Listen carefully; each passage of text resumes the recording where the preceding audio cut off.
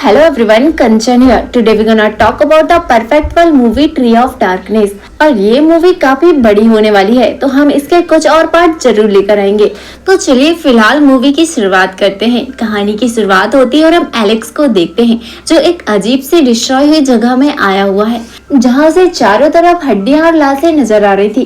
तभी हम देखते हैं कि एलेक्स की नजर एक डॉल पर पड़ती है जो घायल थी। तभी हम देखते हैं कि वहाँ का सीन काफी ही अजीब लग रहा था और तभी ही एलेक्स की नजर जेनी पर जाती है, जो अजीब तरह से बंधी हुई थी। तभी हमें दिखाया जाता है कि एलेक्स जेनी को बचाने के लिए निकल जाता है, लेकिन उसके पीछे से किसी ने हैंड घुसा दिया था। और तभी हमें दिखाया जाता है कि एलेक्स रियल वर्ल्ड में आता है, जहाँ ये सब वो अपने विजन में देख रहा था। तभी हम देखते हैं कि जेनी एलेक्स से पूछती है कि अचानक ऐसे क्या हुआ कि तुम ऐसे स्टक खड़े हो, जिस पर एलेक्स अपनी बात को घुमाते हुए कहता है कि मैं कंपटीशन को लेकर नर्वस हूँ, इसलिए बाकी ऐसा कोई भी बर्डन नहीं है, बस इसी का थोड़ा सा स्ट्रेस है।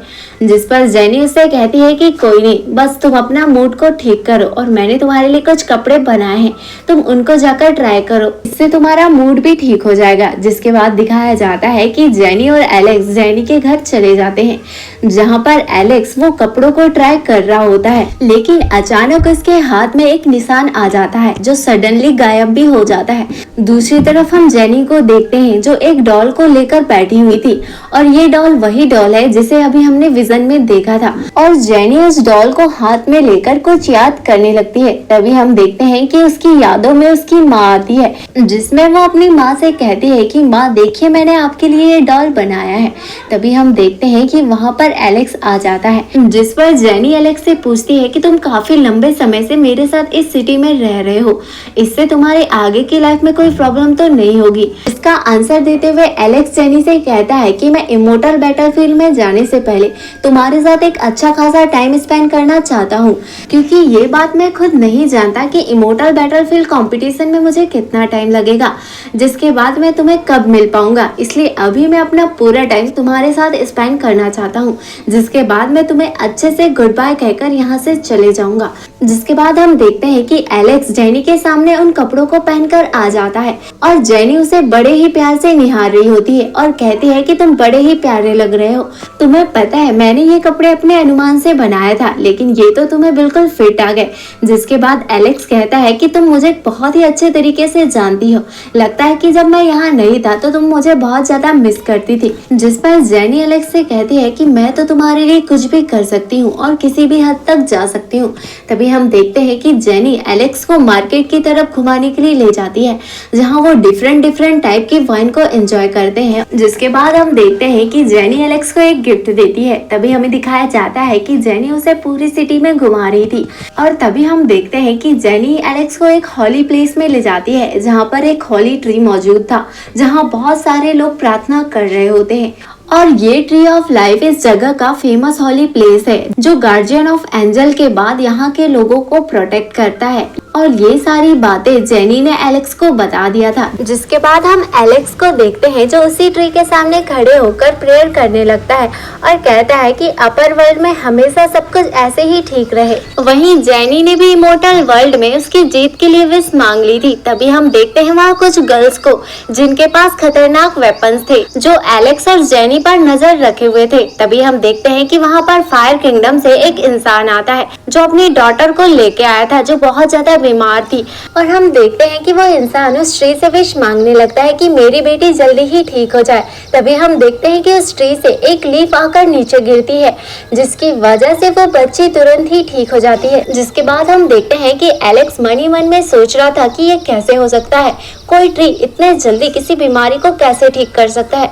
जिसके बाद हम देखते हैं कि वो लड़की को अच्छे से देखने के लिए अपनी स्पेशल आई का यूज करता है, जहाँ वो देखता है कि उस लड़की के फादर से एनर्जी निकल रही थी और वो सीधे ट्री के पास जा रही थी।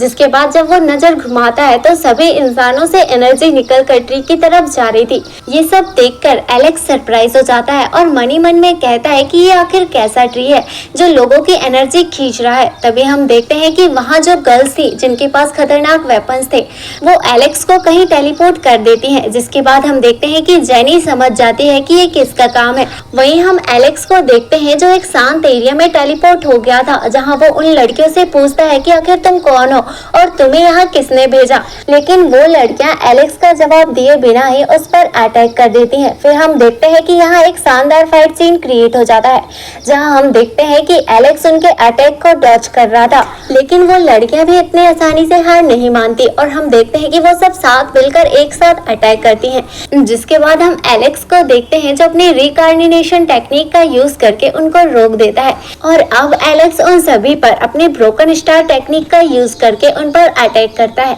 जिसके बाद देखते हैं कि वो सभी लड़कियां उससे बहुत ज्यादा दूर जाकर गिर जाती हैं।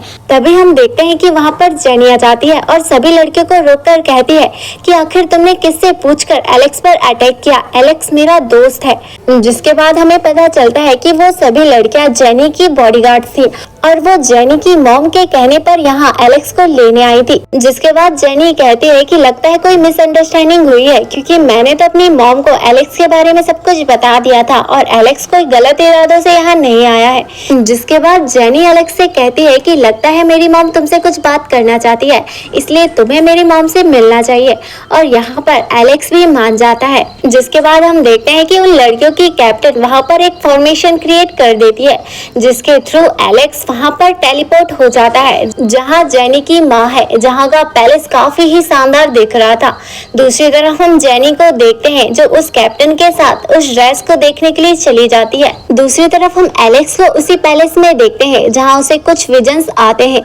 जिसके बाद हम देखते हैं कि जेनी की मॉम उसके सामने होती है और कहती है कि मैं तुम्हारे बारे में सब कुछ जानती हूँ, लेकिन फिलहाल तुम्हें यहाँ से चले जाना चाहिए क्योंकि तुम्हारी वजह से जेनी की जान खतरे में आ सकती है, इसलिए मैं चाहती हूँ कि तुम यहाँ से चले जाओ। वहीं एलेक्स मन ही मन में कह रहा था कि ये तो वही लेडी है जिसे मैंने अभी थोड़ी देर पहले अपने विजन्स में देखा था। और एलेक्स जेनी की मॉम से कहता है मुझे तो समझ ही नहीं आ रहा कि आप मुझे यहाँ से क्यों भेजना चाहती हो।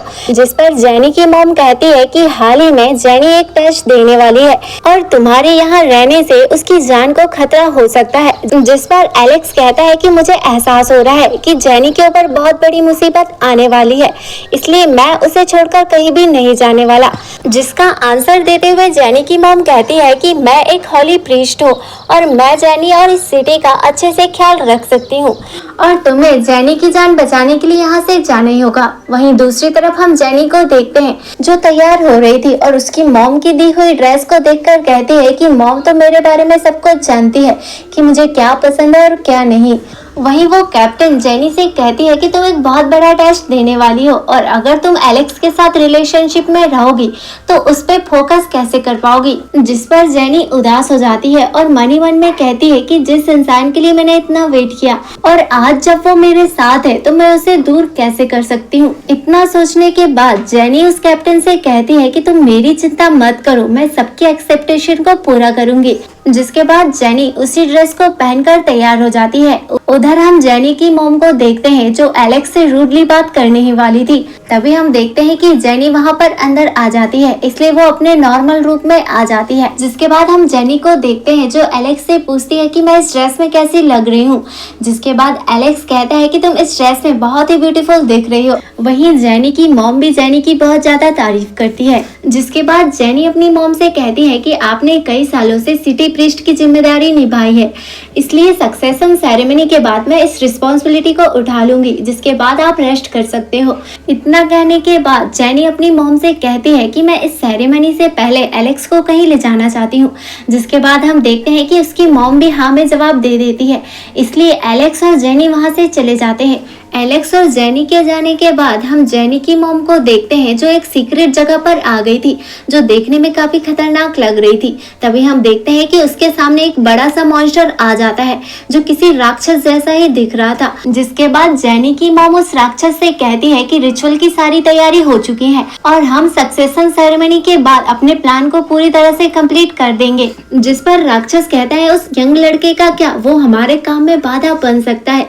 जिस पर उसकी मॉम कहती है कि मैंने उसे यहाँ से जाने के लिए बोल दिया है, वो हमारे काम में बाधा नहीं बनेगा। जिसके बाद वो राक्षस कहता है कि तुम जानती हो कि तुम्हारा कबीला हमारे लिए कितना कीमती है। ये कहकर राक्षस वहाँ से गायब हो जाता है। और इतना कुछ देखने के बाद हमें भी समझ आ जाता है कि जेनी की मॉम के इरादे ठीक नहीं लग रहे थे। सीन चेंज होता है और हमें अगले दिन का सीन दिखाया जाता है जहां पूरी सिटी को दुल्हन की तरह सजा दिया गया था।